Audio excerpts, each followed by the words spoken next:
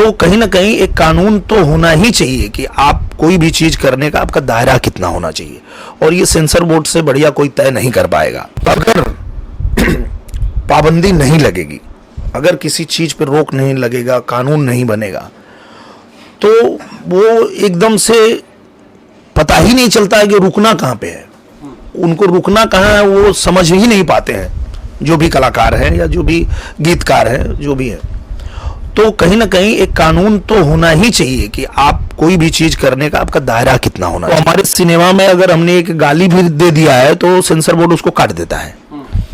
कुछ भी हम अभद्र नहीं कर सकते, ये सेंसर बोर्ड ध्यान रखता है। तो यही सेंसर बोर्ड अगर गानों के लिए भी हो जाए, एल्बम के लिए भी हो जाए, तो ये बहुत अच्छा साबित होगा, मुझे लगता है।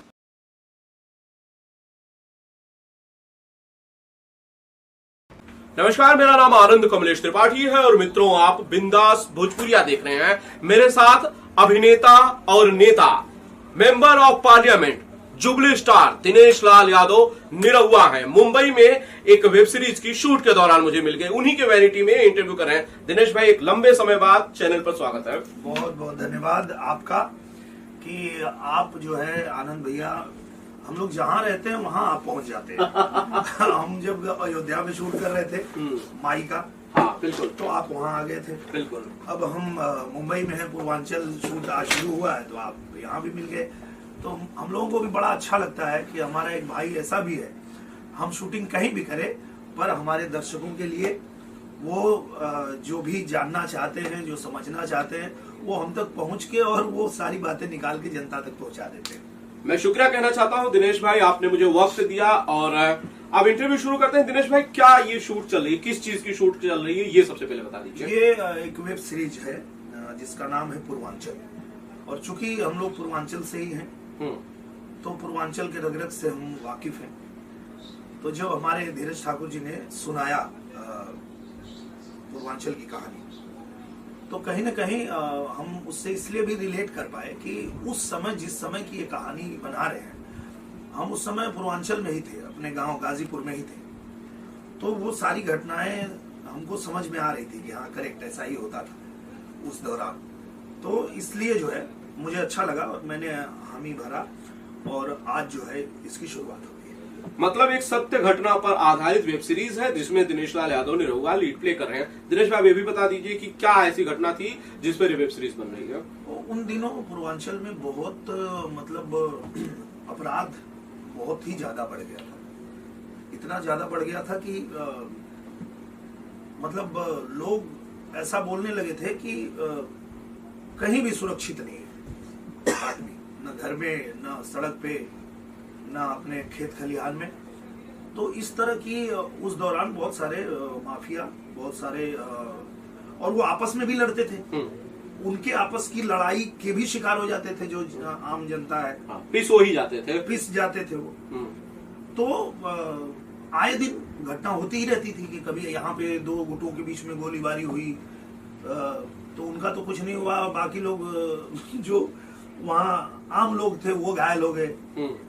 तो इस तरह की घटनाएं हम लोग रोज ही वहां पे सुनते थे। तो उसी तरह की ये उस दौरान का पूर्वांचल क्या था और किस तरह से उसमें बदलाव जनता ने लाया, वो पूरा ये वेब सीरीज में आपको देखने मिलेगा पूर्वांचल। जी दिनेश भाई, आजकल आप ज्यादातर आजमगढ़ में शूट करते हैं जहां से आप सांसद बनकर आए हुए हैं। ये मैं बहुत समय बाद देख रहा हूँ कि मुंबई में शूट किया जा रहा है। मुंबई में शूट करने का एक ही कारण है और वो है ठंडी।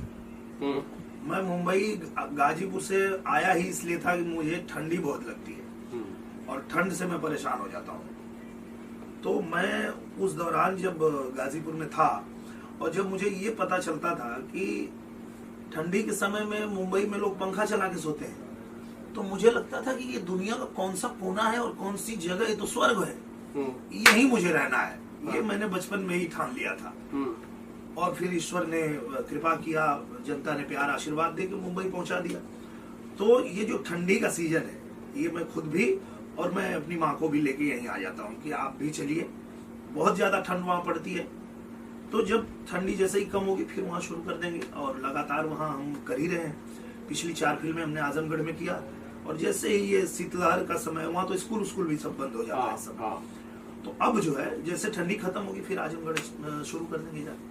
दिनेश भाई, उत्तर प्रदेश फिल्मों का हब बन चुका है, स्पेशली फॉर भोजपुरी सिनेमा, और बॉलीवुड की भी कुछ फिल्में शूट हो रही हैं। हाल ही में माननीय योगी आदित्यनाथ जी, सीएम उत्तर प्रदेश, उन्होंने अनाउंस किया कि अब वेब सीरीज को भी हम सब्सिडी देंगे। इस कदम पर दिनेश लाल यादव ने लोग क्या कहते हैं?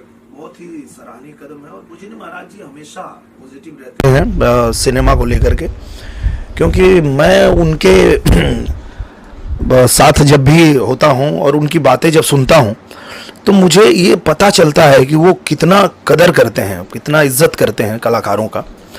उनके मुंह से एक बार एक शब्द निकला था कि कला और कलाकार। मैं उनको लेके गया था हरिहरपुर, आजमगढ़ में हरिहरपुर एक घराना है जहां किसान लोग, ये दुनिया के पहले ऐसे किसान हैं जो किसानी करते हैं और शास्त्रीय संगीत का भी वो रियाज करते हैं और अपने बच्चों को सिखाते हैं, प्रैक्टिस करते हैं। तो वहां से बहुत मतलब छन्नूलाल मिश्रा जी का वो गांव है। तो ऐसी ऐसी हस्तियां उस गांव से निकली है। तो मैंने पूजनीय महाराज जी को ये निवेदन किया कि अगर पूजनीय महाराज जी आप एक बार चलते, उस गांव की स्थिति देखते, क्योंकि उस गांव के जो कलाकार हैं वो बहुत गरीब हैं, तो आपकी कृपा हो जाएगी तो वो आगे जो है सर्वाइव कर पाएंगे। तो महाराज जी ने कहा कि ठीक है। महाराज जी गए, वहाँ बैठे और उन्होंने मतलब छोटे छोटे बच्चे जो सीखते हैं उनका पूरा बैठ के गाना सुने, और सुनने के बाद जब हम लोग वहाँ से निकलने लगे तो गाड़ी में महाराज जी ने कहा कि देखो, कला और कलाकार ये भगवान का आशीर्वाद होता है। तो जब ये बात उनके मुँह से मैंने सुना तो मुझे पता चला कि वो कितना कलाकारों की इज्जत करते हैं। और जब लॉकडाउन लगा था उस दौरान भी, जैसे लॉकडाउन खुला तो पूजनीय महाराज जी आए मुंबई में, और मुंबई में उन्होंने ये सबको कहा कि आप उत्तर प्रदेश आइए, आप शूटिंग करिए, हम आपको सुरक्षा भी देंगे और हम आपको सहायता भी देंगे। और उन्होंने दिया। तब जाकर के आज आप देखेंगे कि कोई ऐसा ज़िला नहीं है जहाँ शूटिंग नहीं चल रही है। आप इलाहाबाद जाइए, आप वहाँ जाइए, अयोध्या जाइए, आप बनारस जाइए, आप आजमगढ़ जाइए, लखनऊ, जहाँ जाएंगे आपको शूटिंग मिलेगी। उसका कारण ये है कि एक तो वहाँ सुविधा एकदम सब कुछ है, कोई दिक्कत नहीं, आपको परमिशन चाहिए तुरंत मिल जाएगा। आपको फिल्म बनाने के बाद 50% सब्सिडी भी मिलती है। तो ये सब जो है वो पूजनीय महाराज जी के सराहनीय कदम है। और अब जो फिल्म सिटी बनने जा रही है उत्तर प्रदेश में, वो उस दिन मीटिंग में भी महाराज जी ने कहा कि आने वाले 50-100 साल के बाद भी जो टेक्नोलॉजी आने वाली है और जो हम कहीं पीछे ना रह जाएं, तो उसका भी ध्यान रखते हुए हम ये फिल्म सिटी का निर्माण कर रहे हैं कि अत्याधुनिक स्टूडियोज बने और वहाँ पे जो भी दुनिया की नई नई तकनीकी है उसको हम प्रयोग में ला सकें। तो ये पूरे भारत के लिए गर्व का विषय है, ये जो बनने जा रहा है। ये सिर्फ यूपी के लिए नहीं, पूरे भारत के लिए है। जी दिनेश भाई, गवर्नमेंट और क्या कर रही है, और क्या प्लान्स है गवर्नमेंट के फिल्मों को बढ़ावा देने के लिए, भोजपुरी को बढ़ावा देने के लिए सरकार और क्या करने की इरादे रखती है, क्योंकि आप गवर्नमेंट में हैं? बिल्कुल, उनका महाराज जी का तो पूरा जो है सहयोग है, और जब भी वो आते हैं मुंबई में तो जो भी वादा करते हैं उसको निभाते हैं। अभी आप देखेंगे कि उत्तर प्रदेश में अलग अलग जगहों पे नए नए एयरपोर्ट बन रहे हैं। सड़कें जो है इतनी अच्छी बन गई हैं कि आपको अगर एक जगह से दूसरी जगह ट्रैवल करना है और आपको यूनिट लेके जाना है, आसानी से आप जा पाएंगे। लोकेशन अच्छे हैं, सुविधाएं अच्छी है, सुरक्षित है, वहाँ पे अपराध जीरो है। तो ये सारी चीज़ें हैं जो एक फिल्म के निर्माण के लिए चाहिए भी होता है कि आप कलाकारों को, यूनिट को, या जो लोग भी आए हैं उनको सुरक्षा भी मिले और काम भी हो। तो वो सारा कुछ हो रहा है, और सहयोग तो दे ही रहे थे, इसमें फिल्मों में तो दे ही रहे थे।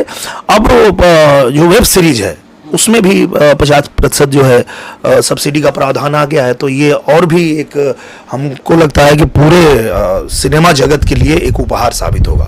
जी दिनेश भाई, एक सवाल है कि सेंसर बोर्ड बनना चाहिए, गानों को लेकर स्पेशली हाल ही में एक इंटरव्यू के दौरान भोजपुरी के एक बड़े स्टार ने भी कहा कि बहुत अभद्र अश्लील किस्म के भी गाने आ रहे हैं, उन्हें कंट्रोल करने के लिए यूपी बिहार में सेंसर बोर्ड होना चाहिए गानों के लिए। क्या दिनेश लाल यादव निरहुआ इस मांग को सपोर्ट करते हैं? बिल्कुल सपोर्ट करते हैं, होना ही चाहिए। इसलिए होना चाहिए कि देखिए क्या है कि अगर पाबंदी नहीं लगेगी, अगर किसी चीज पर रोक नहीं लगेगा, कानून नहीं बनेगा, तो वो एकदम से पता ही नहीं चलता है कि रुकना कहाँ पे है। उनको रुकना कहाँ है वो समझ ही नहीं पाते हैं, जो भी कलाकार है या जो भी गीतकार है, जो भी है। तो कहीं ना कहीं एक कानून तो होना ही चाहिए कि आप कोई भी चीज करने का आपका दायरा कितना होना चाहिए, और ये सेंसर बोर्ड से बढ़िया कोई तय नहीं कर पाएगा। जब हम सिनेमा बनाते हैं तो हमारे सिनेमा में अगर हमने एक गाली भी दे दिया है तो सेंसर बोर्ड उसको काट देता है। कुछ भी हम अभद्र नहीं कर सकते, ये सेंसर बोर्ड ध्यान रखता है। तो यही सेंसर बोर्ड अगर गानों के लिए भी हो जाए, एल्बम के लिए भी हो जाए, तो ये बहुत अच्छा साबित होगा, मुझे लगता है। दिनेश भाई, ये मांग उठाई जा सकती है पार्लियामेंट के अंदर?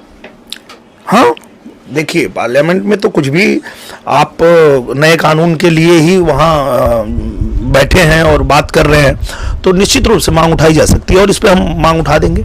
वाह दिनेश भाई, बहुत शानदार। मुझे याद है जब दिनेश लाल यादव निरहुआ का पहला दिन था पार्लियामेंट में, तो इन्होंने किसी की बात नहीं की, भोजपुरी की बात सबसे पहले की, और शायद इसीलिए दर्शकों की उम्मीद है कि ये दिनेश भाई हैं जो इस चीज को कर सकते हैं, और ये करेंगे जरूर। बिल्कुल करेंगे और करना ही चाहिए, क्योंकि जनता जो है, दर्शक जो है, इंडस्ट्री जो है, सब लोगों ने मिल करके हमको वहां पहुंचाया है। आज हम जहां भी बैठे हैं वो जनता ने तय किया है, जनता ने आशीर्वाद दिया है, जनता ने प्यार दिया है, इंडस्ट्री ने हमें सपोर्ट किया है, तब जाके वहां पहुंचे हैं। तो निश्चित रूप से हमको अपनी इंडस्ट्री के बारे में, अपने भाषा के बारे में, अपने लोगों के बारे में जो भी उचित है वो बात करना ही चाहिए। जी दिनेश भाई, एक आखिरी सवाल आजमगढ़ से जुड़ा हुआ, आप कैसे ऐसे कर पाते हैं दिनेश भाई? आप शूट कर रहे हैं, कोई भी आदमी आता है एक छोटी सी समस्या लेकर, आप शूटिंग रोकते हैं, उसकी समस्या के लिए पहले फोन वहां लगवाते हैं या फिर कुछ और करते हैं, कैसे ये दोनों एक साथ कैसे चल पा रहा है? जो निरहुआ जिसके पास सिक्योरिटी का बहुत बड़ा दायरा होता था, कैसे एक आम आदमी की पहुंच अपने सांसद तक हो पाई है? वो इसलिए हो पाई है कि हम लोग बहुत अच्छे से इस बात को अपने दिल और दिमाग में बैठा के रखे हैं कि हमको जनता ने चुना है। वो अपना प्रतिनिधि इसलिए चुने हैं कि हम उनका काम करें, उनकी आवाज बने, उनके लिए कहीं कानून बनवाना है तो कानून बनवाएं, उनके लिए सड़क बनवानी है तो सड़क बनवाएं, उनके लिए जो भी करना है वो उसके लिए हमको चुने हैं। और वो काम अगर हम नहीं करेंगे तो मुझे लगता है कि फिर अन्याय हो जाएगा। अगर हमको नहीं करना होता तो हम गए क्यों वहां? अगर हम गए हैं वहां और जनता ने हमको अपना आशीर्वाद दे दिया है तो वो तो काम करना तो बहुत छोटा मोटा बात है। मैं तो ये मानता हूं कि उस जनता का मैं पैर धो के पीऊंगा तो भी उनका कर्जा नहीं उतरेगा, जो कर्जा उन्होंने मुझ पे लाद दिया है। बहुत बड़ी बात, बहुत बड़ी बात कही, मैंने शब्द हूं इसके आगे, मेरे पास शब्द नहीं है। दिनेश भाई, कई लोग ये कहते हैं कि असल में दिनेश भाई जो कुछ भी कर रहे हैं, दिनेश लाल यादव निरहुआ जो कुछ भी करता है, ये असल में 2024 की तैयारी की कड़ी है। मुझे लगता है कि 2024 की नहीं है, ये जो 22 में जनता ने आशीर्वाद दिया है मुझे, मैं उसके लिए कर रहा हूं कि मुझे जनता ने वहां चुना, इतना मुझे सम्मान दिया, मैं उसके लिए कर रहा हूं। फिर 24 में मुझे चुनेगी तो फिर मैं ही करूंगा, किसी और को चुनेगी तो वो करेंगे। ये जिसको भी चुना जाता है ना, उसका वो दायित्व है, वो कर्तव्य है, और वो अपने कर्तव्य को निभा रहा हूं मैं। बहुत बढ़िया। दिनेश भाई, एक आखिरी सवाल जाने से पहले आपसे करना चाहता हूं, एक आपकी फिल्म आ रही है सबका बाप अंगूठा छाप, रिलीज पर है मकर संक्रांति के मौके पर। दिनेश लाल यादव निरहुआ उस फिल्म को लेकर ऑडियंस को कुछ कहना चाहते हैं? मैं यही कहना चाहता हूं कि बहुत अच्छी फिल्म बनी है, और कहीं ना कहीं हम सब लोग उससे इसलिए भी रिलेट कर पाएंगे कि हम लोग बचपन से ही कुछ न जोड़ते तोड़ते रहते हैं, कुछ कारीगरी जुगाड़ लगाते रहते हैं, हमने भी किया है अपने जीवन में, और सब लोग करते रहते हैं। तो इसी तरह के एक जुगाड़ू लड़के की कहानी है, जो कहानी के साथ साथ उनको मनोरंजन तो होगा, उनको मजा तो आएगा देखने में। फाइनली जो उसमें संदेश दिया है हमारे डायरेक्टर सर ने, पराग पाटिल जी ने, वो एकदम दिल को छू लेगा हर किसी के। तो मैं ये निवेदन करता हूं कि आप लोग एक बार जरूर देखिए सबका बाप अंगूठा छाप, और आप दिल से कहेंगे कि बहुत अच्छी फिल्म बनी है।